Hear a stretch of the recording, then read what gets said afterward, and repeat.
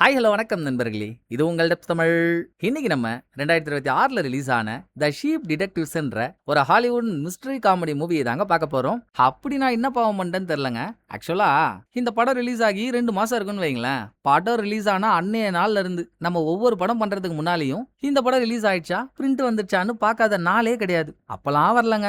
நம்ம ஒரு 4-5 நாள் வீடியோ போடாம இருந்துட்டோம். அது ஏன் போடலன்னா அது நான் உங்கள்ட்ட என்ன சொல்றது, தப்பு தாங்க. அது ஒரு மாதிரி ஆயிடுச்சு, போட முடியல, அதுக்கு சாரி. பட் மேட்ரு நம்ம பாக்குறப்பெல்லாம் ரிலீஸ் ஆகாத படம் கரெக்டா பார்க்காத அன்னைக்கு ரிலீஸ் ஆகி காண்டு ஃபேக்டரிஸ் ஆகி போச்சு. படம் என்னைக்கு ரிலீஸ் ஆனாலும் அன்னைக்கு இதை போட்டோன்னு நினைச்சேன், மிஸ் ஆகி போயிந்தி. சரி பரவாயில்ல, அன்னைக்கு போட முடியலன்னா என்ன, 1-2 நாள் தானே டிலே ஆச்சு.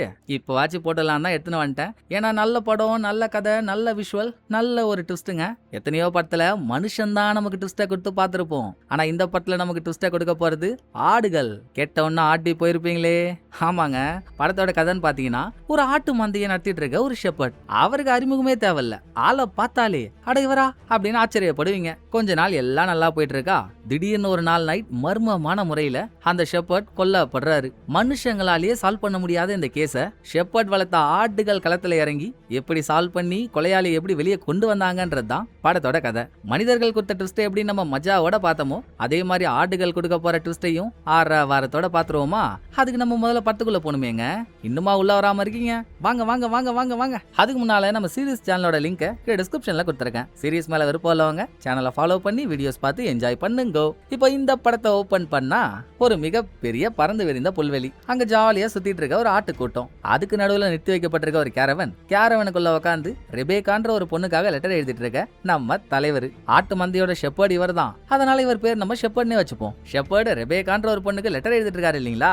அந்த பொண்ணு காதலியோ இல்ல வேற என்ன ரிலேஷன்ஷிப்போ அது நமக்கு சரியா தெரியல. ஆனா பல நாளா ஷெப்பர்டும் ரெபேக்காவும் மாறி மாறி லெட்டர் போட்டுக்கிறது வழக்கம். இன்னைக்கு ஷெப்பர்ட் லெட்டர்ல எழுத போறது இவரை பத்தியும், இவர் வளர்க்குற ஆடுகளை பத்தியும், இந்த இடத்த பத்தியும், பக்கத்துல இருக்க டவுனை பத்தியும். ஷெப்பர்டுக்கு உடல், பொருள், ஆவி எல்லாமே அவர் வளர்க்குற ஆடுகள் தாங்க. ஆடுகளை விட்டு அவரும் பிரிஞ்சிருக்க மாட்டாரு, அவரை விட்டு இதுங்களும் பிரிஞ்சிருக்காது.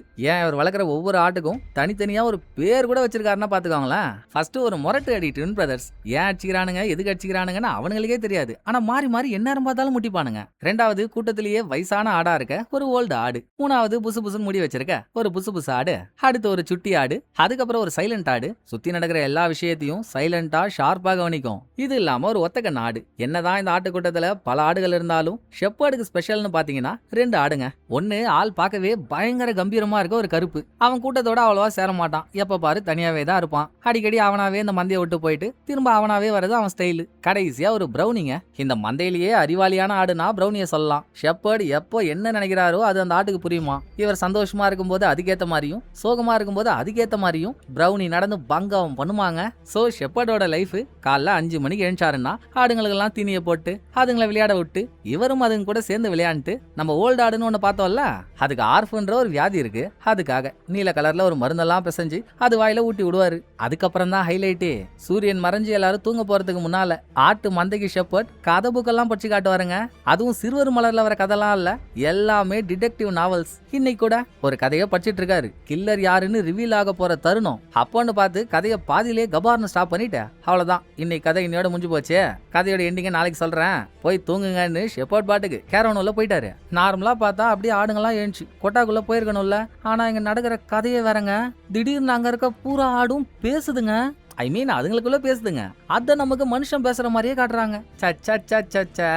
எப்ப பாரு இந்த ஷெப்பர்ட் இப்படிதான்ப்பா சஸ்பென்ஸோடயே முடிச்சிருவாரு. கொலகாரன் யாருன்னு சொல்லிட்டு போனாதான் என்ன, யார் தான் கொலகாரனா இருப்பான்னு. நம்ம சைலண்ட் ஆடு ஒன்ன பார்த்தோம்ல, அவன் வெறி ஆவறான். இந்த மாதிரி நம்ம பார்த்த ஆடுங்கள் எல்லாம் கொலையாளி இவங்களாதான் இருப்பாங்க, அவங்களாதான் இருப்பாங்க அப்படின்னு ஆளுக்கு ஒரு கெஸ்ஸ சொல்லிட்டு இருக்க. பிரௌனி, நீங்க சொல்றது எல்லாமே தப்பு. கதையில அந்த கேரக்டர் வருது இல்ல, அவன் தான் கொலகாரன். எனக்கு தெரியும் அவன் கொலை பண்ணலன்றதுக்கான எவிடன்ஸ் எல்லாம் இருக்குன்னு. ஆனா கதையில வர யாருக்குமே இவங்க கொலையாளி இல்லன்னு ப்ரூவ் பண்ற மாதிரி ஒரு பெர்ஃபெக்ட் எவிடன்ஸ் இல்லாதப்போ இவனுக்கு மட்டும் எப்படி எவிடன்ஸ் தானா அமைஞ்சிருக்கும்? அப்ப அவனே தான் அவன் மேல சந்தேகம் வராம இருக்க அந்த எவிடன்ஸ் எல்லாம் வச்சிருப்பான். நாளைக்கு நம்மால் மீதி கதையை சொல்லுவார் இல்ல, அப்ப உங்களுக்கு தானா புரியும் பாருங்க அப்படின்னு நைட்டு பிரௌனி சொல்லி மறுநாள் ஷெப்பர்ட் கதையோட பேலன்ஸ படிச்சு கில்லர் யாருன்னு ரிவீல் பண்ணா பிரௌனி சொன்ன மாதிரியே அந்த கேரக்டர் தாங்க கொலையாளி. பேஷ் பேஷ், ரொம்ப நன்னா பண்றீங்களே அப்படின்னு ஆடுகளுக்குள்ள பிரௌனியை பார்த்து ஒரு கரகோஷம். சோ இது வரைக்கும் இந்த கூட்டத்துல ஜாலியான இருக்க ஆடை நம்ம பார்த்துட்டு இருந்தோம்ல, இப்ப அவுத்து அண்ணாதியா விடப்பட்ட ஒரு குட்டி ஆட்டை காட்டுறாங்க. மந்தையில இருக்க எந்த ஆடுகளுமே அந்த ஆடை கிட்டே சேர்க்காதுங்க. காரணம் இந்த ஆடு ஆடுங்கள்லாம் ஸ்பிரிங் சீசன்ல பிறந்துச்சான். ஆனா அந்த குட்டி ஆடு வின்டர் சீசன்ல பிறந்துச்சான். மனுஷங்களாம் எப்படி ஜாதி மதம்னு பிரிஞ்சிருக்கமோ அந்த மாதிரி ஆடுங்க கூட்டத்திலயும் இப்படி ஒண்ணு இருக்கு போல, ஸ்பிரிங் வின்டர்ன்னு. ஆனா வின்டர் ஆடுங்களை நினைச்சு எதனால அந்த ஆடுங்க பயப்படுதுன்னு அதுங்களுக்கு தாங்க வெளிச்சம். இதெல்லாம் ஷெப்பர்டுக்கு தெரியுமா? அவர் எப்பவுமே அந்த வின்டர் ஆட்டை தூக்கி கொஞ்சி பால்லாம் கொடுப்பாரு. இப்ப கூட அப்படி கொடுத்துட்டு இருக்கப்போ வின்டர் ஆட்டோட காதுல குசு குசுன்னு என்னத்தையோ சொல்லிட்டு இருக்க. அத பிரௌனி நோட் பண்ணிட்டு இருக்கா.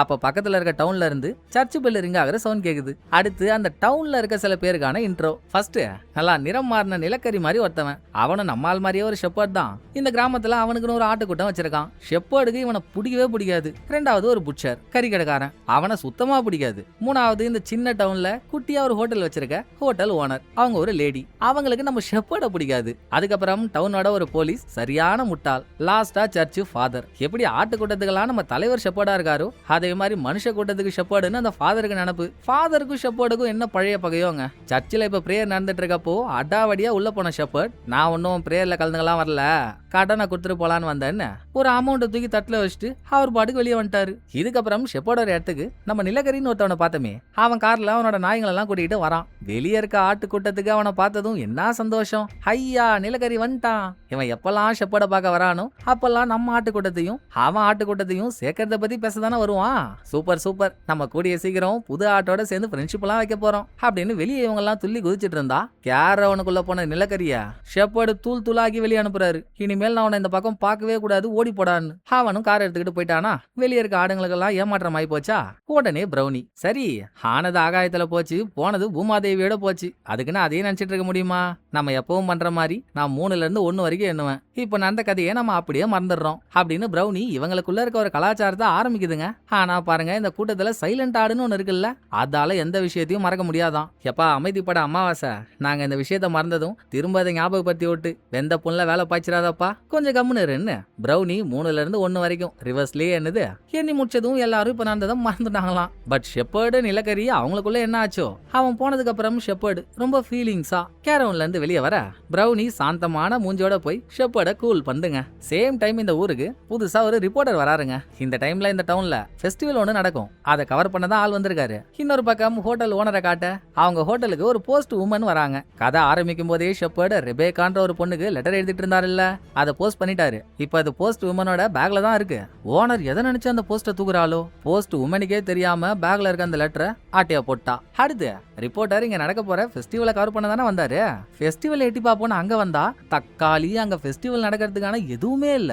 சும்மா 3 டேபிளுக்கு மேல ஒரு புக்கு, 2 போட்டோ, இதை வச்சு ஃபெஸ்டிவல்னு சொல்லி ஊரை ஏமாத்துறானுங்க.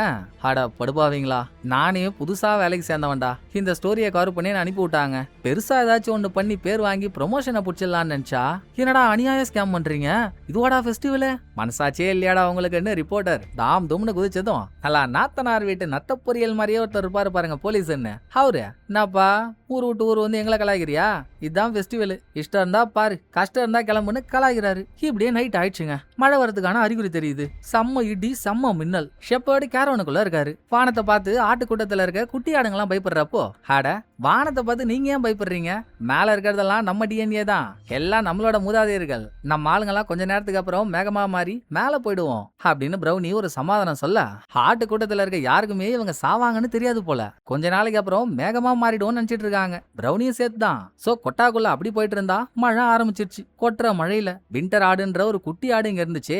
அதுக்கு மட்டும் கொட்டா கிடைக்காம மழைக்கு ஓரமா ஒதுங்கி ஒரு டயர் கடியில படுத்துட்டு இருக்குங்க. அதே நேரம் டவுனுக்குள்ள இருக்க புட்சர், ஃபாதர், ஓனர் ஷெப்பர்ட் அனுப்புன லெட்டரை திருடுச்சுல்ல, அந்த லெட்டரை பச்சு பார்த்து காண்டாகி லெட்டரை கசக்கி தூக்கி போடுது. இதோட காலையில வந்தாரு பாருங்க ரிப்போர்ட்டர். இங்கதான் ஒண்ணும் தெரியலையே, திரும்ப கிளம்பலான்னு டவுனை விட்டு வெளியே போயிட்டு இருக்கப்போ அவர் கார் ஆக்சிடென்ட் ஆகி வெளியே போக முடியாம போச்சு. சோ எங்க இருந்து வந்தாரோ அந்த டவுன்ல இருந்தே ஒரு டோ வண்டியை கால் பண்ணி வர சொல்லி திரும்ப டவுனுக்குள்ள போயிட்டு இருக்கப்போ ஷெப்பர்டோட இடத்துல இருட்டுக்குள்ள யாரோ லைட்டை புடிச்சுக்கிட்டு நடந்து போயிட்டு இருக்காங்க.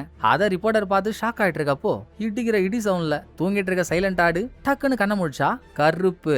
அவ்வளோ மழையிலையும் கொட்டுற பாறைக்கு மேல தனியா நின்னுட்டு இருக்கான். எல்லாத்துக்கும் மேல ஷெப்பர்ட் தூங்கிட்டு இருக்க அந்த கேரவன் கதவை யாரோ தட்டுறாங்க. ஷெப்பர்ட் கண்ணை முழிக்கிறாரு. அதோட அங்க சீனை கட் பண்ணா. அடுத்த நாள் காலையில கேரவன் வாசல்ல ஷெப்பர்ட் பொண்ணமா கிடக்குறாருங்க. பிரௌனிக்கு தான் சாவுன்ற ஒரு மேட்டரை பத்தியே தெரியாதே. எல்லாருமே கொஞ்ச நாளைக்கு நாளைக்கு அப்புறம் மேகமா மாறிடுவாங்க தான் நினைச்சிட்டு இருக்கு. சோ ஷெப்பர்ட் விளையாடுறாரு போலன்னு நினைச்சிட்டு அவர் பாடிக்கு பக்கத்துல நின்னு எப்படா அவர் எழுந்திருப்பாருன்னு பாத்துட்டு இருக்கு. அப்ப சைலண்ட் ஆடு தான் அங்க வந்து, இதுதான் எப்போ எது நடந்தாலும் அதை மறக்காதீங்க, அதனால சைலண்ட் ஆடுக்கு சாவுனா என்னன்னு தெரியும், ஏமா வேஸ்டா அவரை எழுப்பிட்டு இருக்க, அவர் அவ்வளவுதான் ஓகையா இறந்துட்டாரு, இனிமேல் நம்ம ஷெப்பர்ட் இல்லாம தனியா தான் இருக்கணும்னு சைலண்ட் ஆடு உண்மையை சொன்னதும், அப்போ மேகமா மாறுற டெக்னிக் எல்லாம் நம்ம ஆட்டு கூட்டத்துக்கு மட்டும்தானா, மனுஷங்களா செத்துருவாங்களா, ஐயோ போயிட்டாரேன்னு ஷெப்பர்டு கை மேல ஆசையா படுத்த பிரௌனி அப்புறம் இவங்க கூட்டத்திட்ட போய் உண்மையை சொன்னா, ஓ மை காட் ஷெப்பர்ட் போயிட்டாரா, இனிமேல் நம்ம எல்லாம் என்ன பண்றது, எனக்கு யாரு மருந்து கொடுப்பா, எனக்கு யாரு சோறு போடுவா அப்படின்னு ஒவ்வொரு ஆடும் ஒன்னு சொல்லிட்டு இருக்க. சேம் டைலாக், ஆனது ஆகாயத்தோட போச்சு, போனது பூமாதேவியோட போச்சு, இனிமேல் நம்ம ஷெப்பர்டை ஞாபகம் வச்சிருந்தா அது நமக்கு தான் வருத்தத்தை கொடுக்கும், பேசாம அவரை மறந்துட வேண்டியதான்னு பிரௌனி நம்பரை சொல்ல ஆரம்பிக்குது. சைலண்ட் ஆடும் கெஞ்சறான் கதறான், அம்மா 1000 இருந்தாலும் அவர் நம்ம ஷெப்பர்டுமா, அவர் எப்படிமா அவ்வளவு ஈஸியா மறக்க முடியும், வேணாமா வேணாமான்னு. அப்பெல்லாம் கேட்கல, மறந்துடுவீங்க நீங்க, அவ்வளவு சீக்கிரம் என் தலைவனை நீங்க மறந்துடுவீங்களா அப்படின்னு ஒரு கம்பீரமான குரல். திரும்பி பார்த்தா கருப்பு, எவ்வளவு ஆணவம், என் தலைவன் உங்களை குழந்தையில இருந்து பாலூட்டி சீராட்டி தாலாட்டி வளர்த்தா அவரை நீங்க அவ்வளவு ஈஸியா மறந்துடுவீங்களா, நம்ம எல்லாருக்கும் நல்லது பண்ணவரு, உங்களுக்கு எனக்குன்னு எல்லாருக்கும், அவருக்கு நம்ம கொடுக்க போற மரியாதை அவரை மறக்காம ஞாபகம் வச்சுக்கிறது தான், அப்படியெல்லாம் மறக்கூடாதுன்னு கருப்பு சொல்லவே கூட்டத்துல இருக்க ஒரு சுட்டி ஆடு, ஆன்டி ஆன்டி இங்க என்ன நடக்குது, ஏன் எல்லாரும் கும்பலா நிக்கிறீங்க, ஏன் அந்த மரத்துல இருந்து இலையா கொட்டுது, ஏன் நேத்து நைட்டு மழை வந்துச்சு, யாரு ஷெப்பர்ட கொன்னா அப்படின்னு சுட்டி ஆடு ஒரு போட போட, கொலையா ஏன் அப்படி சொல்ற, எதை வச்சு சொல்றேன்னு கேட்டா, ஆமா ஷெப்பர்ட் படிக்கிற எல்லா புக்லயும் திடீர்னு ஒரு சாவு நடந்தா அது கொலையா தானே இருக்கும், அதான் அப்படி கேட்டேன்னு சுட்டி ஆடு சொல்ற விஷயம் தாங்க ஒரு ஸ்பார்க்கை கிளப்புது. கரெக்ட் தானே, ஷெப்பர்டோட பாடி ஏன் கேரவனை விட்டு வெளியே இருந்துச்சு, நேத்து நைட்டு மழை வந்துச்சு, அவர் கேரவனை விட்டு வெளியே வந்திருந்தா ரெயின் கோட்டும் தலையில கேப்பும் இல்லாம வரவே மாட்டாரு, வாங்க போய் கேரவனுக்குள்ள அது ரெண்டும் இருக்கான்னு பாப்போம் அப்படின்னு பிரௌனி சைலண்ட் ஆடு கேரவன் கிட்ட வந்து சைலண்ட் ஆடு மேல ஏறி நின்னு கேரவனோட ஜன்னல் வழியா பிரௌனி உள்ள இருக்கிறதெல்லாம் வாட்ச் பண்ணுது.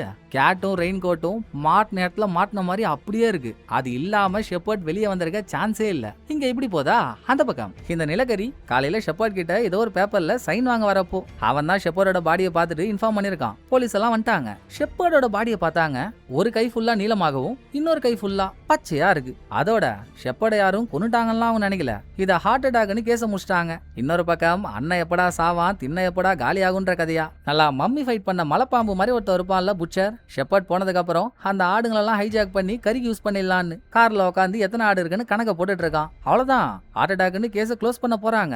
அப்போதாங்க ரிப்போர்ட்டர் அங்க வந்து ஃபெஸ்டிவலை கவர் பண்ண இந்த ஊருக்கு வந்தோம், அதை விட அதிரி புதிரியான மேட்டர் ஒண்ணு மாட்டிருக்கே, இதை கவர் பண்ணி பெரிய ஆள் ஆயிட வேண்டியதான்னு. போலீஸ்கார் கேஸ்ல நீங்க என்னெல்லாம் கண்டுபிடிச்சீங்க கொஞ்சம் சொல்லுங்களேன். கேரவன் உள்ள போய் பாத்தீங்களான்னு கேக்குறப்போ ஒரு சாவு நடந்திருக்கு, கேரவன் உள்ள கூட போய் போலீஸ் பாக்கலங்க, என்ன போலீஸ்கார் நீங்க, வாங்க நம்ம உள்ள போவோம் அப்படின்னு சொல்றப்போ போலீஸ் பாட்டுக்கு டோரோட ஹேண்டில் மேல கை வைக்க போறான். என்னங்க எனக்கு தெரிஞ்ச நாலேஜ் கூட உங்களுக்கு தெரியல, அதுல ஃபிங்கர் பிரிண்ட் எதுவும் இருந்து நீங்க தொட்டவன அழிஞ்சிட்டா தொடாம திறங்கன்னு சொல்லி கதவை திறந்துட்டு உள்ள போறாங்களா. உள்ள நடக்கிறதெல்லாம் வெளியே இருந்து பிரௌனியும் எட்டி பார்த்துட்டு இருக்கு. கேரவனுக்குள்ள சில பொருள்லாம் தவறி விழுந்திருக்கு. இதை விட முக்கியமான விஷயம், நேத்து நைட்டு யாரோ ஷெப்பர்ட பார்க்க வந்த மாதிரியும் 2 பேரும் சேர்ந்து சரக்கடிச்ச மாதிரியும் 2 சரக்கு கிளாஸும் டேபிள் மேல இருக்கு. அப்ப ஷெப்பர்ட் நேத்து தனியா இல்லன்னு ரிப்போர்ட்டர் சொல்றதுக்கு முன்னாலேயே கண்ணாடிக்கு அந்த பக்கமா இருந்து பார்த்துட்டு இருக்கல பிரௌனி, அது இந்த வார்த்தையை சொல்ல அப்புறம் என்னங்க கிளியரா தெரியுதுங்க, உள்ள இருக்க பொருள்லாம் தவறி விழுந்திருக்கு, யாரோ ஷெப்பர்ட பார்க்க வந்திருக்காங்க. பிளஸ் நேத்து அடிச்ச மழையில கேரவனுக்குள்ள இருக்க வேண்டியவர் எதுக்காக கேரவனை விட்டு வெளியே வந்து ஹார்ட் அட்டாக்னால சாவணும், ஏதோ தப்பா இருக்குங்கன்னு ரிப்போர்ட்டர் எவ்வளவு சொன்னாலும் போலீஸ் காதுலயே வாங்கல. இந்த பக்கம் பிரௌனி நடந்தது கொலைதான்னு புடிச்சிட்டா. அத கூட்டத்துக்கிட்ட வந்து சொல்றப்போ, ஏம்மா போலீஸே அது கொலை இல்ல ஹார்ட் அட்டாக்னு சொல்லிட்டு போயிட்டாங்க, உனக்கு மட்டும் அது எப்படி கொலைன்னு தோணுது, எதை வச்சு சொல்றேன்னு கருப்பு கேக்குறான். டேய் நல்லா நோட் பண்றா, நேத்து ஷெப்பர்ட பார்க்க யாரோ வந்திருக்காங்க, நல்லா தெரிஞ்ச ஆளுன்றதுனால தான் ஷெப்பர்ட் அவங்களுக்கு சரக்கெல்லாம் ஊத்தி கொடுத்துருக்காரு. இறந்து போன ஷெப்பர்ட் உடம்புல எந்த காயமும் இல்லனா ஷெப்பர்ட பார்க்க வந்தவங்க அவர் குடிச்ச சரக்குல விஷத்தை கலந்துருக்கணும். தடுமாறிக்கிட்டே கேரவனை விட்டு வெளியே வந்த ஷெப்பர்ட் தப்பிக்க வழி இல்லாம நேத்து மழை வேற பெஞ்சது இல்ல, ரொம்ப கஷ்டப்பட்டு கையால புல்லெல்லாம் பிசைஞ்சு எடுத்ததுனால தான் அவரோட ஒரு கை பச்சையா இருந்திருக்கு. இதுக்கு மேல அவர் கொலை பண்ணப்பட்டிருக்காருன்றதுக்கு வேற என்ன வேணும், ஷெப்பர்டு கொல்லப்பட்டிருக்காருன்னு தெரிஞ்சதுக்கு அப்புறம் இனிமேல் சும்மா இருக்க முடியாது, இந்த கேஸை கண்டிப்பா சால்வ் பண்ணியே ஆகணும். நீ தானடா கருப்பு சொன்ன அவர் சின்ன வயசுல இருந்து நமக்கு பாலூட்டி சீராட்டி தாலாட்டி வளர்த்தாருன்னு, அப்ப நம்ம தானே இந்த கேஸை கையில எடுத்து முடிச்சாகணும், கேஸை நம்ம தான் சால்வ் பண்ண போறோம்னு பிரௌனி கெத்து காட்டினா. நாம நீ நகைச்சுவையில நர்சு பட்டம் வாங்கியிருப்ப போலியே. மனுஷங்கெல்லாம் இருக்கிற ஸ்பீஷியஸ்லயே முட்டாளான ஸ்பீஷியஸா எதை நினைக்கிறாங்க தெரியுமா? ஆட்டு கூட்டத்தை தான். அதுல ஒரு ஆளான நீ கொலை கேஸ சால்வ் பண்ண போறியா? நடக்கிற கதையை பேசுமா அப்படின்னு கருப்பு எவ்வளவு சொன்னாலும் நான் இதை பண்ணியே ஆக போறேன்னு ஸ்ட்ரிக்டா இருந்த பிரௌனி கூட்டத்துக்கிட்ட சொல்லி அங்க எவிடன்ஸ் ஏதாவது கிடைக்குதான்னு தேட வைக்க எதுவும் ஒழுங்கா போல. சரிடா எப்பா, நீங்க பண்ண வரைக்கும் போதும், எல்லாரும் முன்னால வாங்க. நேத்து நைட்டு இங்க யாராவது எதையாவது பாத்தீங்களா? அத சொல்லுங்கன்னு கேட்க நம்மளே பார்த்தோம்லங்க. நைட்டு இடி சத்தத்தை கேட்டு எழுந்த சைலண்ட் ஆடு பாறைக்கு மேல கருப்பு நின்னதை பார்த்துச்சா? அத சொன்னதும் உடனே கருப்பு தான் கொலகாரன் அப்படின்னு கூட்டத்துல ஓல்டு ஆடும் சுட்டி ஆடும் ஒரு கலைபுரம் பண்ண. ஆமாண்டா, நான் தான் கேரவன் கதவை திறந்து உள்ள போனேன். ஷெப்பர்ட் என்ன சேர்ல உட்கார வச்சு சரக்கெல்லாம் ஊத்தி கொடுத்தாரு. அப்புறம் மொட்டையா இருக்குல்ல என்னோட காலு, இதை வச்சு விஷ பாட்டில திறந்து உள்ள நான் தான் சரக்க ஊத்துனேன். அப்பவே சொன்னேன் இது ஒரு முட்டாள் கூட்டம், இதை வச்சு ஒன்னும் புல் பண்ண முடியாதுன்னு. கேட்டியா? இன்னும் நீ என்னெல்லாம் பட போறியோ அப்படின்னு கருப்பு சொல்ற கேப்ல இந்த வின்டர் ஆடு உள்ள வந்து, நேத்து நான் ஷெப்பர்டோட ஆவிய பார்த்தனே. இடம் இருட்டா இருந்ததுனால மூஞ்சிய என்னால சரியா பார்க்க முடியல. ஆனா அவர் உடம்புல இருந்து அவர் ஆத்மா வெளியே வரதான் நான் பார்த்தேன். ஷெப்பர்ட் மேல அடிக்கிற அதே ஸ்மெல்லு தான் அந்த ஆத்மா மேலேயும் அடிச்சுது அப்படின்னு வின்டர் ஆடு விவகாரமா ஒன்னு சொல்லியும் அதைத்தான் கூட்டத்துல இருக்க ஒரு பையன் மதிக்க மாட்டானே. அது சொல்ற கதையை மட்டும் எங்க இருந்து கேட்பாங்க. இருந்தாலும் அது என்னன்னு கன்சிடர் பண்றதுக்குள்ள சர்ச்சில் பெல் ரிங் ஆகிற சவுண்ட் கேக்குது. இறந்த ஷெப்பர்டோட சாவை அனௌன்ஸ் பண்றதுக்காக டவுன் மக்கள் எல்லாரையும் கேதர் பண்றதுக்கான பெல் தான் அது. பெல் சவுண்ட் கேட்டதும் நம்மளும் அங்க போவோம்னு பிரௌனி சொன்னா. யாரு நீங்களா? பிறந்ததுல இருந்து என்னைக்காவது இந்த புல்வெளியை விட்டு வெளியே போயிருக்கீங்க? அதெல்லாம் ரிஸ்க்குமா, நீங்க வரமாட்டீங்க, கூட்டுருங்கன்னு கருப்பு முட்டுக்கட்டையை போடுறான். ஆட பீக் டைம் பேக்கு, எப்ப பாரு எல்லா முடிவையும் நீயே எடுத்துக்கிட்டா எப்படி? ஏன் நீ வெளியே போறப்போ எங்களால இங்கிருந்து வர முடியாதா? சைலண்ட் ஆடு, நம்ம யாருன்னு காட்டியே ஆகணும், வா அவங்க கூட சேர்ந்து போவோம் அப்படின்னு பிரௌனி, சைலண்ட் ஆடு, கருப்பு 3 பேரும் டவுனை நோக்கி நடந்து வராங்க.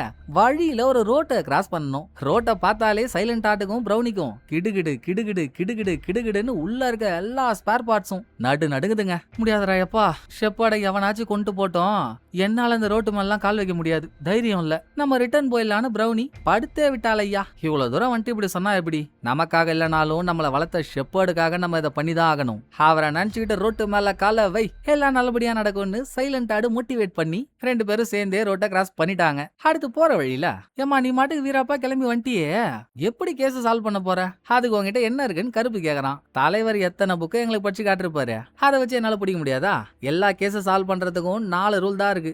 1, எந்த ஒரு குற்றவாளியா இருந்தாலும் அவன் கிரைம் பண்ண இடத்துக்கு திரும்ப வருவான். 2வது, தப்பே பண்ணாத ஒரு ஆளை தான் போலீஸ்காரங்க குற்றவாளின்னு பிடிப்பாங்க. 3வது, யாரும் எதிர்பார்க்காத நேரத்துல சடனா ஒரு ஆள் வந்து எல்லாத்தையும் மாத்திருவாங்க. 4வது, விக்டிம் தான் கேஸோட க்ளூ. இந்த 4ஐயும் வச்சு எப்படி கோல் போட போறேன்னு பார்க்க தானே போற அப்படின்னு பேசிக்கிட்டே டவுன் மக்கள் கேதர் ஆயிருக்க இடத்துக்கு வந்துட்டாங்க. எல்லாரும் முன்னாலையும் பேச ஆரம்பிச்ச போலீஸ் இந்த மீன் டைம்ல கண்டுபிடிச்சிட்டான் போலங்க. ஷெப்பர்ட் ஹார்ட் அட்டாக்னால சாகல, அவருக்கு விஷம் கொடுத்து தான் கொன்னுருக்காங்கன்னு. அதுவும் இந்த டவுன்ல பெரி ட்ரீ நிறைய இருக்கும், அதோட காய விஷமா யூஸ் பண்ணி தான் ஷெப்பர்ட கொன்னு இருக்காங்க. இத சொல்றப்போ தடாலடியா அங்க ஒரு கார் என்ட்ரிய போட, கொஞ்ச நேரத்துக்கு முன்னால தானே பிரௌனி 4 ரூலை சொல்லிச்சு. அதுல 3வது ரூல் என்ன? எதிர்பாராத நேரத்துல சடனா ஒரு ஆள் வந்து எல்லாத்தையும் மாத்திருவாங்க தானே. அப்படி இப்ப கார்ல வந்திருக்கிறது யாருன்னு பார்த்தா ஷெப்பர்டோட லாயரான ஒரு லேடி, கூடவே ஷெப்பர்ட் லெட்டர் எழுதின ரெபேகான்ற பொண்ணு. இவ காதலியா இருப்பாளோ, அதுவா இருப்பாளோ, இதுவா இருப்பாளோன்னு நினைச்சா ட்விஸ்டோ ட்விஸ்ட். ரெபேகா ஷெப்பர்டோட பொண்ணாங்க.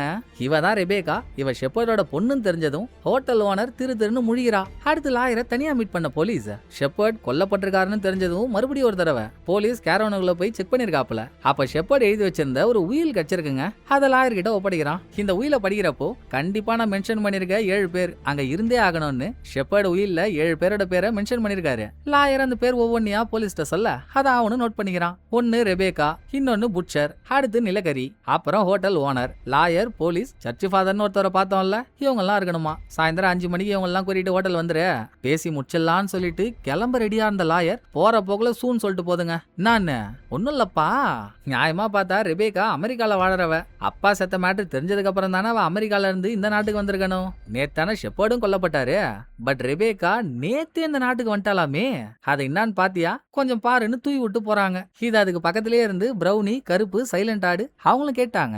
5 மணிக்கு சபை கூட போதுன்னா அங்க இவங்களும் இருந்தாகணும்ல. ஹோட்டலுக்கு போயாச்சு. எப்பா சைலண்ட், நானும் கருப்பும் என்ன நடக்குதுன்னு பாத்துட்டு இருக்கோம். இந்த ஜன்னல் வழியா வியூ சரியா தெரியல, நீ வேற ஜன்னல் எங்கேயாவது இருக்கான்னு பாத்துட்டு வாயேன் அப்படின்னு சைலண்ட் அனுப்பி விட்டு பிரௌனி அவ காதை பிச்சு உள்ள தூக்கி போட, அதாவது உள்ள பேசுறத ஒட்டி கேட்டுட்டு இருக்க. லாயர் சொன்ன விஷயத்த போலீஸ் டைரக்டா ரெபேகா கிட்டே கேட்டான். எப்பமா நீ இந்த நாட்டுக்கு வந்த, எப்போ இந்த டவுனுக்கு வந்தன்னு. ஷெப்பர்டு கொல்லப்படுறதுக்கு முன்னாலேயே ரெபேகா இந்த நாட்டுக்கு வந்திருந்தாலும் அப்பா செத்த விஷயம் கேள்விப்பட்டதுக்கு அப்புறம் தான் டவுனுக்கு வந்தாலாங்க அப்படின்னு அவ சொல்றா. போலீஸுக்கு ரெபேக்கா மேல ஒன் சைட் டாவு. சோ கேள்வியோட கேள்வியா அவளுக்கு பாய் ஃப்ரெண்ட் இருக்காளான்னு கேட்டுருவோம் அப்படின்னு அதை கேக்குறான். இப்பதான் ரீசெண்டா பிரேக்கப் ஆனதா அவ சிரிச்சுக்கிட்டே சொல்றா பாருங்க. அது வெளிய இருந்து பாக்குற பிரௌனிக்கு சந்தேகத்தை வர வைக்குதுங்க.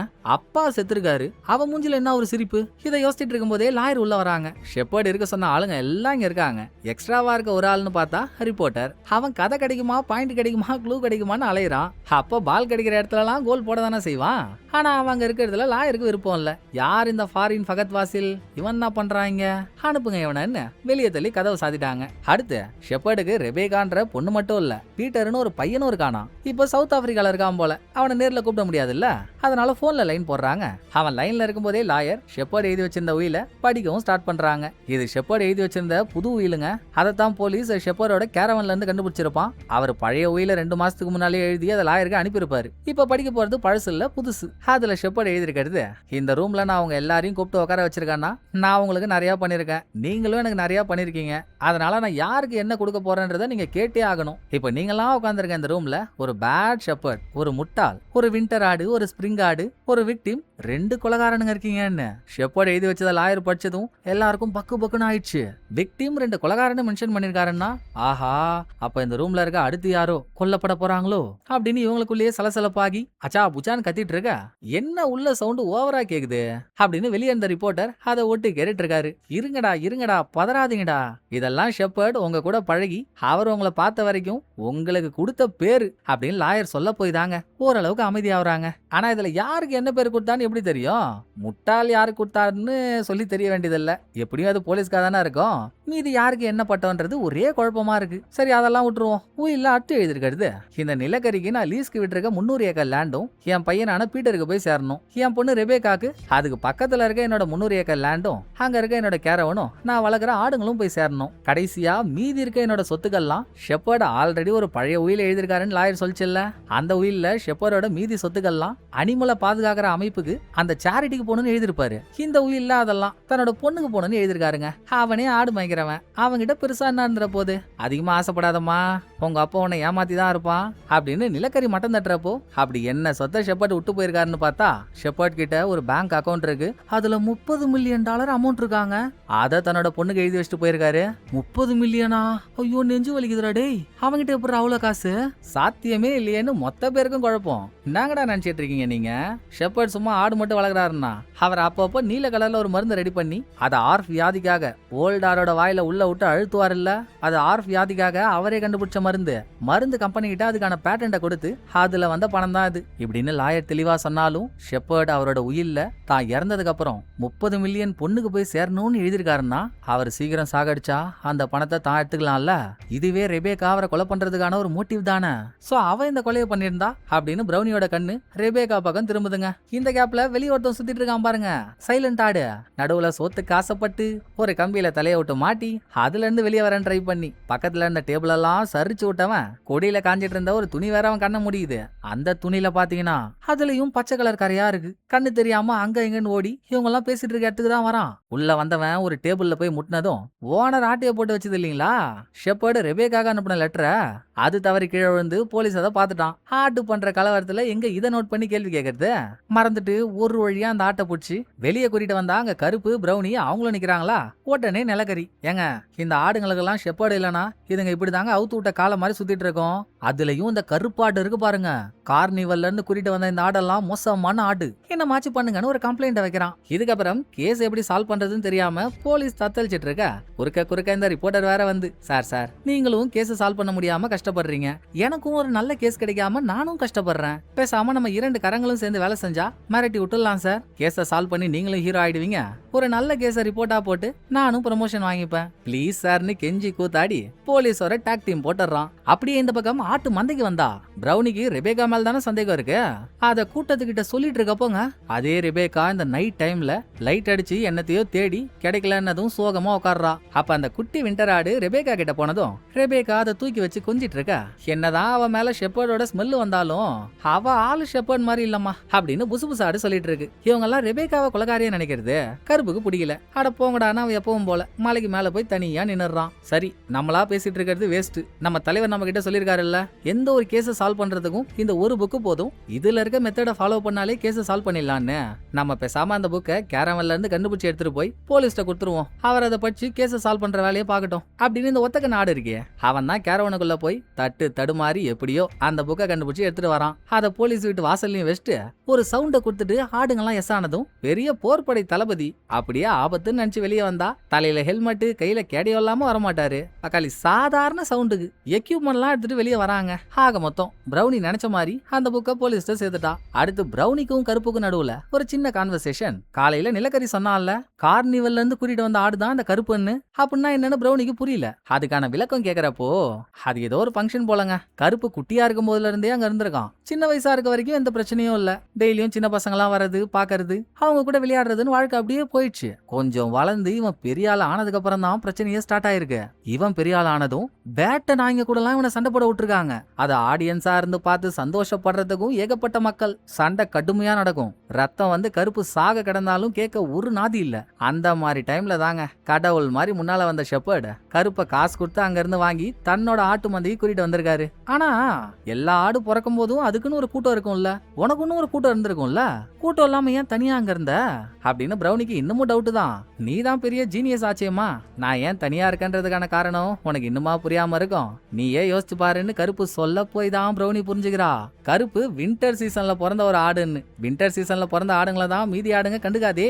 சின்ன வயசுலயே தனியா விட்டு கடைசி வரைக்கும் இவனை லோன்லியாவே வச்சிட்டாங்க. இப்பவும் என்ன மாதிரி இந்த கூட்டத்துல ஒரு ஆட்டை டார்ச்சர் பண்ணிட்டு இருக்கீங்கல்ல, அவனும் கூடிய சீக்கிரம் மத்தவங்க நம்மள வெறுக்கிறது தான் உண்மை, நம்ம தனிமையா தான் வாழ்ந்தாகணும்னு நொறுங்க போறான். இன்னும் எத்தனை பேரை காவு வாங்க போறீங்களோ அப்படின்னு கருப்பு குமுறலை போட்டு போக, அடுத்த நாள் நேத்து நைட்டு போலீஸ்ட புக்கை ஒப்படைச்சதே எதுக்கு, அதுல இருக்க மெத்தடெல்லாம் ஃபாலோ பண்ணி அவன் கேஸை சால்வ் பண்ணி என்னமாச்சு பண்ணுவான் தானே.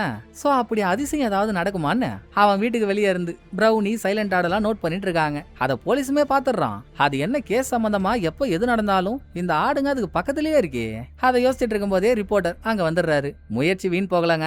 போலீஸ் அந்த புக்கை படிச்சு அதுல இருக்க மெத்தட அப்படியே காப்பி அடிச்சு அதை இந்த கேஸ்க்கு யூஸ் பண்ணி கொலையாளியை கண்டுபிடிக்க அழகா ஒரு பேட்டர்னை ரெடி பண்ணி வச்சிருக்கான். அதுல சந்தேகப்படுற ஆளுங்கன்னு பாத்தீங்கன்னா சர்ச் ஃபாதர், கறிக்கடைக்காரன், நிலக்கரி, ஹோட்டல் ஓனர், ரெபேக்கா. 3 விதமான காரணங்களின் அடிப்படையில இவங்கள யாரு கொலையாளியா இருப்பாங்கன்னு கெஸ் பண்ணலாம். 1 மீன்ஸ், 2வது மோட்டிவ், 3வது ஆப்பர்ச்சுனிட்டி. மீன்ஸ்ன்ற பார்ட்டுக்கு வந்தீங்கன்னா இந்த டவுன்ல பெரி மரத்துல இருக்கக்கூடிய டாக்ஸின் எடுத்து தானே ஷெப்பர்ட் கொண்டாங்க. டவுன்ல ஏகப்பட்ட இடத்துல அந்த மரம் இருக்கு. சோ இவங்கள யாரு வேணும்னா அந்த மரத்துக்கிட்ட போயிருக்கலாம், டாக்ஸினை எடுத்துருக்கலாம். அதனால அந்த பாயிண்ட்டுக்குள்ள எல்லாரும் வந்துட்டாங்க. அடுத்து மோட்டிவ். தற்சமயத்துக்கு ஷெப்பர்டை கொல்ற மோட்டிவ் இருக்க ஒரே ஆள்னா அது ரெபேக்கா தான். மீதி யாருக்காவது ஏதாவது மோட்டிவ் இருக்கான்னு விசாரிச்சாதான் தெரியும். அதுக்கப்புறம் ஆப்பர்ச்சுனிட்டி. கொலை பண்றதுக்கான வாய்ப்பு கிடைக்கணும்ல. சோ கொலை நடந்த டைம்ல இவங்க எல்லாம் எங்க இருந்தாங்கன்ற அலிபிய பிடிக்கணும். விசாரணை ஸ்டார்ட் ஆகுது. ஃபர்ஸ்ட் புச்சர் கிட்ட போறாங்க. ஏங்க எனக்கு அவனுக்கு என்னங்க பிரச்சனை, என்ன நான் கறி வெட்டுறவன், ஷெப்பர்டு வெஜிடேரியன், அதனால ஆடு மாடுங்களை நான் கொல்றதை நினைச்சு அவன் உயிரில 2 கொலைகாரன் மென்ஷன் பண்ணியிருந்தான்ல, அதுல ஒரு ஆள் நானாதான் இருப்பேன். இது ஒண்ணுதானே தவிர்த்து நான் ஏன் அவனை கொல்ற அளவுக்கு போறேன் அப்படின்னு அவன் சொல்றான். 2வது நிலக்கரி கிட்ட போனா டெட் பாடியை ஃபர்ஸ்ட் கண்டுபிடிச்சதே இவன் தானே. இதோ ஒரு பேப்பர்ல சைன் வாங்க வந்தன்னு கூட சொன்னானே, அது எதுக்காகடான்னு கேக்குறப்போ அவன் எனக்கு லேண்ட லீஸு கொடுத்துருந்தான், அந்த லீஸை கேன்சல் பண்ணிட்டான், திரும்ப லேண்ட் கிடைக்குமான்னு கேட்க போயிருந்தேன். இத நிலக்கரி சொல்ல, ஏன் லீஸை கேன்சல் பண்ணாங்கன்னு ஒரு கேள்வி வருது இல்ல, யாருக்குங்க தெரியும். ஒருவேளை அவன் உயிரில மென்ஷன் பண்ணிருக்க அந்த பேட் ஷெப்பர்ட் நானா கூட இருக்கலாம், பிடிக்காம கேன்சல் பண்ணிருப்பான் அப்படின்னு இவன் சொல்லி அடுத்து ஓனர் கிட்ட போய் எதுக்கடி லெட்டர் திருன்னு கேட்டா, நான்லாம் ஒன்னும் தெரியலையே, போஸ்ட் உமன் வந்தாங்க தெரியாம வச்சுட்டு போயிருப்பாங்க, சும்மா என்ன கொலகாரியெல்லாம் சொல்லிருக்க கூடாது, ஷெப்பர்டு உயிரில மென்ஷன் பண்ண அந்த விக்டிமே நானாதான் இருப்பேன், போங்க போங்க என்கிட்ட எல்லாம் வராதிங்கன்னு சண்டை போட்டு அனுப்பி விட்டா. அதுக்கப்புறம் சர்ச் ஃபாதர் கிட்ட போனா, என்னைக்குமே சர்ச்சுக்கு வராத ஷெப்பர்ட் அன்னைக்கு புதுசா சர்ச்சுக்கு வந்து ஒரு லாட்டான அமௌண்ட் ஃபாதர் கிட்ட கொடுத்துட்டு போனார்ல, அதை சர்ச்சில் இருக்க எல்லாரும் தான் பாத்துருப்பாங்க, போலீஸ் உட்பட. அதுதான் இங்க கேள்வியா வந்து நிக்குது. அது வந்துங்க ஷெப்பர்டுக்கு குழந்தை பிறந்தப்போ அந்த டைம் அவரால் குழந்தைய வளர்க்க முடியலன்னு சர்ச் மூலியமா எங்கேயாவது நல்ல இடத்துல குழந்தைய தத்து கொடுக்க சொல்லிட்டாரு. நாங்களும் பண்ணிட்டோம். கொஞ்ச நாள் கழிச்சு வந்து தத்து கொடுத்த குழந்தை எனக்கு வேணும், அவங்க எங்க இருக்காங்கன்னு தெரிஞ்சே ஆகணும்னு அடம் பிடிச்சான். சர்ச் பாலிசி படி அதெல்லாம் சொல்லக்கூடாதுங்க. சரி நீங்க அதை சொல்லணும்னா என்ன பண்ணணும்னு அவன் கேட்டான். சர்ச் வேற கொஞ்சம் ஓட்ட உடசலா இருக்கா, அவங்கிட்ட கித்தனா பணத்தை வாங்கி லைட்டா பட்டி டிங்கரிங் பார்க்கலாமேன்னு அவனுக்கு தேவைப்படுற இன்ஃபர்மேஷன் சொல்லி பணம் கேட்டேன். அதை தான் தவணை முறையில கொஞ்சம் கொஞ்சமா கொடுத்துட்டு இருந்தான். ஒரு ஃபாதரா இருந்து நான் பணம் வாங்குற அளவுக்கு கீழ்த்தரமா போயிருக்கான்னா அவன் உயிரில சொன்னான்ல பேட் ஷெப்பர்டுன்னு, அது என்னையா தாங்க இருக்கும் அப்படின்னு ஃபாதர் வருத்தத்தை கொட்ட, நல்லா கொலவி கொட்டின கொய்யாக்கா மாதிரி ஒரு மூஞ்ச வச்சுக்கிட்டு இதெல்லாம் வேற பண்றியா நீ, ஹிரியா உன்னை அப்புறமா பாத்துக்கிறேன்னு கிளம்பிட்டாங்க. கடைசியா போறது ரெபேக்கா கிட்ட. அவகிட்ட இதுக்கு முன்னால இந்த ஊருக்கு வந்தியா இல்ல இதுக்கு முன்னால ஷெப்பர்டோட ஃபார்முக்கு போனியா அப்படின்லாம் கேட்டா இல்லவே இல்லன்ட்டா. ஆனா நேத்து தாங்க அவ ஷெப்பர்ட் ஃபார்முக்கு போனா, அத கூட சொல்லாம மறைச்சிட்டா. ஆனாலும் இங்க ஒரு ட்விஸ்ட் இருக்கு. நமக்கு தெரிஞ்ச வரைக்கும் இவ பேரு ரெபேக்கா தானே. பட் போலீஸும் ரிப்போர்ட்டரும் சேர்ந்து பேக்ரவுண்ட் செக் பண்ணிருக்காங்க. இவ ரெபேக்கான்ற தன்னோட பேரை எப்பவோ மாத்திக்கிட்டா. இப்ப இந்த ஊருக்கு வந்திருக்கோன்னு சொல்லி பழைய பேரை மெயின்டைன் பண்ணி நடிச்சிட்டு இருக்கா. சரி, பேரை மாத்துறதுனால என்ன பிரச்சனைன்னு கேட்டாலும் பேரை மாத்தினதுல பிரச்சனை இல்லைங்க. அந்த பேர் கொண்ட ஆளாவ இருக்கப்போ ஒரு கிரிமினல் கூட பழக்க வழக்க வச்சிருந்திருக்கா. அந்த கிரிமினல் ஏகப்பட்ட ஃபோர்ஜரி கேஸ்ல மாட்டி எத்தனையோ வாட்டி உள்ள போயிட்டு வந்தவன். சோ இதெல்லாம் வச்சு அவன் மேல சந்தேகம் வர்றது நியாயம் தானே.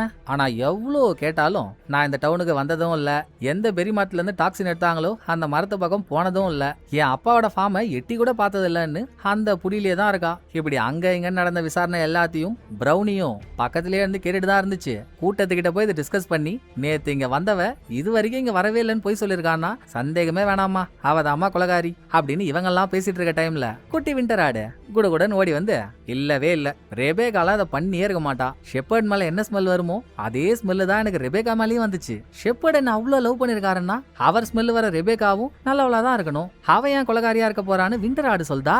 ஏய் இரு, இப்ப என்ன சொன்ன? ஷெப்பர்ட் மேல வர அதே ஸ்மெல்லு தான் ரெபேக்கா மேலேயும் வருதா? இதே டைலாக இதுக்கு முன்னால யாரோ சொல்லி நான் கேட்டேனே. ஆட புசு புசு ஆடு, நேத்து நீ தானே சொன்ன ரெபேக்கா மேல ஷெப்பர்டோட ஸ்மெல் வருதுன்னு. நேத்து அவ இங்க வந்தா, நமக்கு அவளுக்கு ரொம்ப தூரம், அந்த டிஸ்டன்ஸ்ல இருந்து நீ அவளை ஸ்மெல் பண்றதெல்லாம் கஷ்டம். சோ அதுக்கு முன்னாலேயே அவ இங்க வந்து நீ அவளை ஸ்மெல் பண்ணிருந்தாதான் உண்டு. உண்மையை சொல்றீ? ரெபேக்கா இதுக்கு முன்னால இங்க வந்தாளா? எதையாவது மறைக்கிறியான்னு கேக்குறப்பதான் புசு புசு ஆடு ஒரு பூதாகரமான ட்விஸ்டை கொடுக்குது. ஆமாங்க, ரெபேக்கா நேத்து இங்க வரதுக்கு முன்னாலேயே, அதாவது என்னைக்கு ஷெப்பர்ட் கொல்லப்பட்டாரோ அன்னைக்கு நைட்டு கொற்ற மழையில அவ இங்க வந்திருக்கா. அந்நேரம் பார்த்து புசு புசு ஆடுக்கு பசிக்க போக சாப்பிடலாமேன்னு கொட்டாயை விட்டு வெளியே வந்திருக்கு. ரெபேக்காவை பாத்துருக்கு. அவ புசு புசு ஆட கொஞ்சிரான்ற பேர்ல கை வச்சதும் அவ கையில போட்டிருந்த வளையல் தவறி கீழே வந்துட்டு இருக்கு. அழகா இருக்கேன்னு புசு புசு ஆடு அதை ஒளிச்சு வச்சிருக்குங்க. அதை இப்ப எல்லாத்தையும் காட்ட கொலை நடந்தப்போ இங்க வந்ததையே அவன் மறைச்சிருக்கானா? இதுக்கு மேல எதுக்குங்க பேசிக்கிட்டு? போலீஸ்ட வலையில கொடுத்தா அவர் மிச்சத்தை பாத்துக்க போறாரு அப்படின்னு இவங்கெல்லாம் முடிவெடுத்தா கருப்பு மட்டும் உடன்பட்டே வரமாட்டான். நானும் ஆரம்பத்துல இருந்து பாக்குறேன், அவளைதான் கொலகாரின்னு அதையே புடிச்சிட்டு இருக்கீங்க. ஆனா எனக்கு அவ கண்ணை பார்த்தா அவ கொலகாரியா இருப்பான்னு தோணல. உங்க இஷ்டத்துக்கு பண்றீங்க, பண்ணுங்கன்னு ஆதங்கத்தை கொட்டு போறான். அடுத்து அந்த பக்கம் போலீஸ் தனியா ஒரு காஃபி ஷாப்ல உட்காந்துருக்கப்போ சைலண்ட் ஆடு அவங்கிட்ட போய் அந்த ஆளோட தொப்பியை தூக்கிட்டு இங்க ஃபார்முக்கு ஓடி வருது. இவனும் தொப்பியை துரத்திக்கிட்டு பின்னாலேயே வந்தவனுக்கு தொப்பிக்கு அடியில ஆடுங்க மூலியமா ரெபேக்கா அங்க மிஸ் பண்ணிட்டு போன அவ வலையிலும் கிடைக்குதா. இந்த ஆட்டுங்க நமக்கு ஹெல்ப் தான் பண்ணுது போலியே அப்படின்னு போலீஸையே குறுகுறுன்னு பாத்துட்டு இருக்க ஆடுங்களுக்கு பாய காரிட்டு போனவன் இவன் ரிப்போர்ட்டர் 2 பேரும் சேர்ந்துங்க ரெபேக்கா தங்கி இருக்க ரூம ரைடு விடுறாங்க. அப்ப கபோர்ல ஒளிச்சு வச்சிருந்த ஷூக்கு அடியில பெரி மரத்துக்கிட்ட போனா அதோட பழம்லாம் ஷூல எப்படி ஒட்டிருக்குமோ அதே மாதிரி ஒட்டி இருக்கு. எவிடன்ஸ் கிடைச்சதும் தூக்கிட்டாங்க. அரெஸ்ட் பண்ணி ஸ்டேஷன்ல வச்சு சொல்லுமா, இனிமேலும் போய் தான் சொல்ல போறியா இல்ல இப்பவாச்சும் உண்மையை சொல்றியா அப்படின்னு போலீஸ் கேட்க, நான் ஒத்துக்கிறேங்க, நான் இந்த ஊருக்கு வந்ததுல இருந்து சொன்னதெல்லாம் போய் தான். ஆனா சில விஷயங்கள் உண்மை. 20 வருஷமா நான் எங்கன்னு தேடிட்டு இருந்தேன். என்னோட அப்பா நான் எங்க இருக்கேன்னு தெரிஞ்சதுக்கு அப்புறம் என்ன மீட் பண்ணணும்னு லெட்டரா போட்டுட்டு இருந்தாரு. அவரை மீட் பண்ணதாங்க அன்னைக்கு நைட்டு இந்த ஊருக்கு வந்தேன். ஏன் நான் வெளியூர்ல இருக்கப்போ அவர் பழைய உயில் ஒன்று எழுதி வச்சிருந்தாருல்ல, அதோட காப்பியை கூட எனக்கு அனுப்புனாரு. அதுல எல்லாம் பண மேட்டரை பத்தி எதுவுமே இல்லைங்க. அப்படி இருக்கும்போது எனக்கு அவரை கொலை பண்ணணும்னு என்ன அவசியம்? நான் போனேன், 2 பேரும் ஜாலியா பேசணும். அவர் வளர்க்குற ஆடுங்களை பத்தி எல்லாம் சொல்லிட்டு இருந்தாரு. எப்படிப்பட்ட ஆடுங்க, ஒவ்வொரு ஆட்டுக்கும் என்னென்ன பேர் இருக்கு அதெல்லாம் சொன்னாரு. நான் கேட்டேன், அப்படியே கிளம்பிட்டேன். மறுநாள் அவர் இறந்துட்டாருன்னதும் புதுசா ஒரு உயில் வருது. என் பாஸ்ட நோண்டிங்கன்னா நான் ஒரு கிரிமினலோட பழக்க வழக்கத்துல இருக்கேன், என் பேரை வேற மாத்தினேன், அப்படி இப்படின்னு எல்லாத்தையும் வச்சு நான் தான் கொலைகாரின்னு பாயிண்ட் பண்ணுவீங்கல்ல, அதுக்கு தாங்க போய் சொன்னேன், என்ன நம்புங்கன்னு கதறா. ஏமா, நான் உண்மையை சொல்லிட்டேன், என்ன நம்புங்கன்னு சொன்னா நம்பலாம். நான் சொன்னதெல்லாம் போய் அதனால என்ன நம்புங்கன்னு சொன்னா எப்படிமா நம்ப முடியும்? நாளைக்கு காலையில உன்னை சிட்டில இருந்து கூட்டிட்டு போக ஆளுங்க வந்துருவாங்க. அது வரைக்கும் செல்லே கடன்னு அவளை செல்ல போட்டாச்சு. இங்க நடந்த விசாரணையும் பிரௌனி ஜன்னலுக்கு வெளியே இருந்து கேட்டுட்டு தான் இருந்தா. போலீஸ் ஸ்டேஷன்ல இருந்து கிளம்பினதுக்கு அப்புறம் பிரௌனி ஜன்னல் வழியா செல்லுக்குள்ள இருக்க ரெபேக்காவோட கண்ணை பார்த்தா. இது வரைக்கும் அவளதான கொலகாரின்னு பிரௌனி சொல்லிட்டு இருந்தா. இப்ப அவ கண்ணை பாக்குறப்போ அந்த எண்ணமே மாறுதுங்க. நம்ம தப்பு பண்ணிட்டோமோ அப்படின்ற யோசனையோட மந்தைக்கு வந்துட்டு இருக்கா. நைட் ஆயிடுச்சு. சைலண்ட் ஆடும் பிரௌனி பேசிட்டு இருக்கப்போ, நீ ஏமா கவலைப்படுற? கதை புக்ல நம்ம தலைவர் கதை சொல்றப்போலாம் யாரு கில்லர்னு ரிவீல் பண்றதுக்கு முன்னாலேயே கண்டுபிடிக்கிற ஆள் நீ. அப்ப ரெபேக்கா தான் கொலகாரி, நீ சொன்னது கரெக்டா தானே இருக்கும். தேவெல்லாம் போட்டு குழப்பிட்டு இருக்காத. நான் வேற கேள்விப்பட்டேன், நம்ம ஆட்டு மந்தை எல்லாத்தையும் இந்த நிலக்கரி எடுத்துக்க போறானா. பக்கத்துல தானே அவன் மந்தையும் இருக்கு. நாளைக்கு வாழ போற இடத்த ஒரு 8 போய் பாத்துட்டு வந்துருவோம் வா அப்படின்னு அந்த கும் இருட்டுக்குள்ள அவன் மந்தைக்குள்ள போறாங்க. உள்ள நுழைஞ்சதுமே யானை வரும் பின்னே மணி யோசை வரும் முன்னேன்ற மாதிரி பெல்லு சவுண்டா கேக்குது. என்னடான்னு பார்த்தா அவன் மந்தையில வளர்ற மொத்த ஆடுங்க கழுத்துலயும் கையிலயும் மணியை மாட்டி விட்டுருக்கான். அதுங்க தான் முரட்டுத்தனமா நடந்து வந்திருக்கு. முன்னால வந்து நின்ன கையோட தயவு செஞ்சுங்க இருக்காதீங்க, ஓடுங்கன்ற வார்த்தையை தாங்க ஃபர்ஸ்ட் சொல்லுங்க. புள்ள வரும்போது ஈஸியா வந்தாச்சு, வெளியே போகும்போது வழி தெரியலையே. சோ ஏதோ ஒரு லைட் தெரியுது, அதுதான் நம்ம தப்பிக்கிற இடமா இருக்கும்னு அங்க போறாங்க. அதுவும் நிலக்கரியோட இடம் தான். புள்ள போனதுக்கு அப்புறம் தாங்க இவங்க உடம்பெல்லாம் வேர்த்து போற மாதிரி ஒரு ஆச்சரியம் காத்துட்டு இருக்கு. இவங்க எல்லாம் நம்ம ஷெப்பர்ட் மாதிரி தான் நிலக்கரியும் அவனை ரொம்ப நல்லவன்னு நினைச்சிட்டு இருந்தாங்க. ஆனா அந்த போன்லெஸ் போன்வீட்டா கறிக்காக ஆடுகளை சப்ளை பண்றவன். நாளைக்கு இந்த ஆட்டு கூட்டம்லாம் அவங்கிட்ட போனா அவங்களும் கறிதானே. சரியா போச்சு போ. இப்ப என்னடா பண்றதுன்னு யோசிக்கிறதுக்குள்ள நிலக்கரி வளர்க்குற நாயெல்லாம் இங்க வந்து போச்சு. அதுங்க 2 ஆட்டையும் துரத்த இவங்களும் தப்பிக்க ட்ரை பண்ணி ஓடி நாய்ங்க ஆட்டை புடிக்க போகுது. அப்ப வந்தாம பாருங்க கருப்பு. பேட்ட நாய்ங்க கூடவே சண்டை போட்டவன்டா நானு. உங்களை மாதிரி வெறி நாய்ங்கெல்லாம் எனக்கு ஜுஜுபி அப்படின்னு நாய்ங்க 2ஐயும் நாரா கிழிக்கிறான். இருந்தும் ஒரு நாய் கருப்போட கழுத்தை கவிட்டாங்க. கருப்பு அவங்க 2 பேரையும் அடிச்சு துரத்தி விட்டாலும் வாங்கின காயம் தாங்காம கொஞ்சம் கொஞ்சமா அவன் உயிர் அவனை விட்டு பிரிஞ்சிட்டு இருக்கு. ஆடங்கொன்னியா, என்னடா ஆட்டுக்கும் சாவு வருமா? ஆடெல்லாம் மேகமா மாறுன்னு சொல்லி என்ன ஏமாத்திட்டீங்களேடா. டே கருப்பு வேணாண்டா போகாதரா அப்படின்னு சொல்லிட்டு இருக்கும் போதே கருப்பு உயிரை விட்டான். அடுத்து பிரௌனி சைலண்ட் ஆடு. யாரோ அங்க வர மாதிரி சவுண்ட் கேட்டதும் தப்பிச்சு ஓடி வந்துட்டாங்க. இதுக்கு மேல பிரௌனிக்கு எதையும் பண்ண சக்தி இல்லைங்க. எல்லாம் முடிஞ்சு போச்சுன்னு சொங்கறப்போ பிரௌனி முன்னால ஆத்மாவா வந்தா நம்ம ஷெப்பர்ட். என்னம்மா கூட்டத்திலேயே நீ தானே புத்திசாலி ஆடு, உன் பங்காளிகளெல்லாம் காப்பாற்ற வேண்டியது உன் கடமை தானே. இப்படி முடியாதுன்னா என்ன அர்த்தம்? நான் உனக்கு எவ்வளோ கதை புக் படிச்சு காட்டிருக்கேன். அதை வச்சு கேஸை சால்வ் பண்ண முடியாதா உன்னால? கேஸை சால்வ் பண்றதுக்கான 4வது ரூல் என்ன? ஒரு கேஸ்ல விக்டிம் தானே க்ளூ, இந்த கேஸ்ல விக்டிம் நான், அப்ப நான் தானே க்ளூ. என் கை 2ஐயும் பாருன்னு ஷெப்பர்ட் கை 2ஐயும் தூக்கி காட்ட ஒரு கையில ப்ளூ கலரா இருக்கு, இன்னொரு கையில பச்சை கலரா இருக்கு. அவர் என்ன சொல்ல வந்தாரோ பிரௌனி என்ன புரிஞ்சுக்கிட்டாலோ அதை சொல்லிட்டு அவர் மறைஞ்சிட்டாரு. கண்டுபிடிச்சிட்டா கொலகாரன, இதை எப்படியாவது போலீஸ்ட தெரியப்படுத்தணும்டா. ஐயோ இந்த பெயிண்ட் டப்பால என் கால் வேற போவாதே. யாராச்சும் ஆள் இருந்தா நல்லா இருக்குமேன்னு கேட்கும் போதே இந்தா நான் வந்துட்டேன் அப்படின்னு வின்டர் ஆடு ஓடோடி வருது. 2 பெயிண்ட் வாலிங்க, ஒன்னு ப்ளூ பெயிண்ட், இன்னொன்னு எல்லோ பெயிண்ட். வின்டர் ஆட்டோட ஒரு கால ஒரு பெயிண்ட்லயும் இன்னொரு கால இன்னொரு பெயிண்ட்லயும் விட்டு ஜெயில இருக்கா பாருங்க ரெபேக்கா, அங்க கூட ஒரு ஜன்னல் இருந்துச்சு. பிரௌனி அது வழியா வின்டர் ஆட்டை அனுப்புதுங்க. உள்ள போன வின்டர் ஆடும் செல்லுக்கு முன்னால காலாலேயே கால்ல இருக்க பெயிண்ட் வச்சு எதையோ கிருக்க. மறுநாள் ஸ்டேஷன் வந்த போலீஸ் என்னம்மா அதெல்லாம் ரெபேக்காட்ட கேட்டா, யாருங்க தெரியும், நேத்து 2 ஆடுங்க வந்துச்சு, அதுல ஒரு குட்டி ஆடு தான் வந்து இந்த வேலையை பார்த்து விட்டு போச்சு, என்ன நீங்க தான் கண்டுபிடிக்கணும்னு அவ பார்த்ததை சொல்லிட்டா. ஆனா அவ சொல்றத போலீஸ் நம்பல. அப்படி என்ன தாண்டா கீழே கிரிக்கிருக்குன்னு பார்த்தா மேல ஷெப்பர்டோட போட்டோவை வச்சு அது கீழே 2 லைன், ஒரு லைனோட கலர் ப்ளூ, இன்னொரு லைனோட கலர் எல்லோ. 2 லைன்ல ஒரு லைனை கீழே ரெபேக்காவோட போட்டோ இருக்கு, இன்னொரு லைனை கீழே எந்த போட்டோவும் இல்ல. என்ன இதுன்னு கடைசி வரைக்கும் போலீஸ்க்கு புரியல. ப்ளூ பெயிண்ட் எல்லோ பெயிண்ட் 2ஐயும் ஒரே கையால அழிச்சு எடுக்கிறான். அதுக்குள்ள ரெபேக்காவை கூட்டிட்டு போக ஆளுங்கெல்லாம் வந்துட்டாங்க. டிரான்ஸ்பர் பண்றதுக்கான டாக்குமெண்ட்ல போலீஸ் சைன் போட போறப்போ வேணாண்டா அதை பண்ணிடாதரா ப்ளீஸ்டா அப்படின்னு பிரௌனி சைலண்ட் ஆடு வின்டர் ஆடு இவங்க எல்லாம் ஓரமா இருந்து ஏக்கமா பாத்துட்டு இருக்க.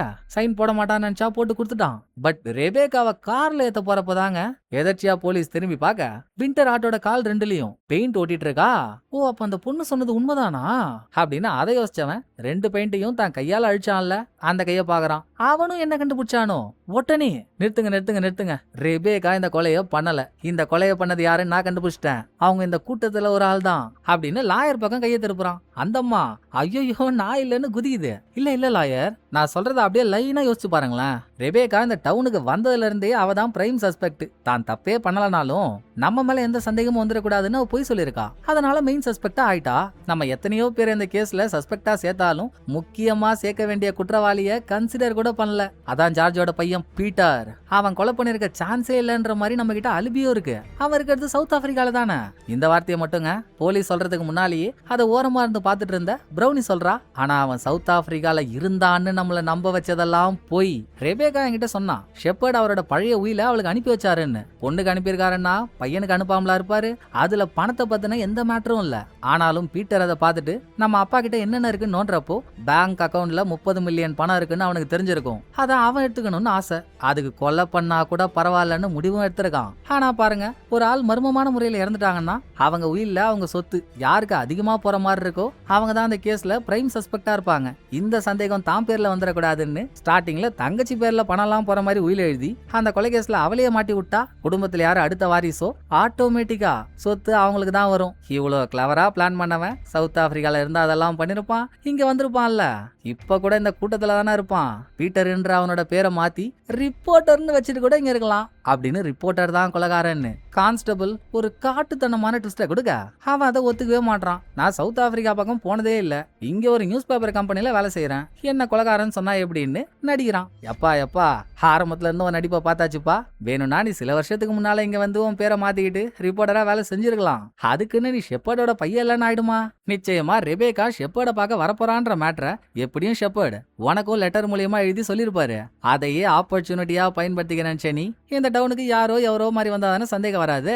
ஃபெஸ்டிவலை கவர் பண்ண வந்த ரிப்போர்ட்டர் மாதிரி வந்த, இங்க இருக்க பெரி மரத்தெல்லாம் பாத்துருக்க, அதுல இருக்க டாக்ஸினை எடுத்திருக்க, அப்புறம் டவுனை விட்டு போறேன்னு ஒரு பிம்பத்தை கிரியேட் பண்ணி வேணும்னே காரை ஆக்சிடென்ட் பண்ணி மறுபடியும் டவுனுக்குள்ள பிளான் பண்ண மாதிரியே வந்திருக்க.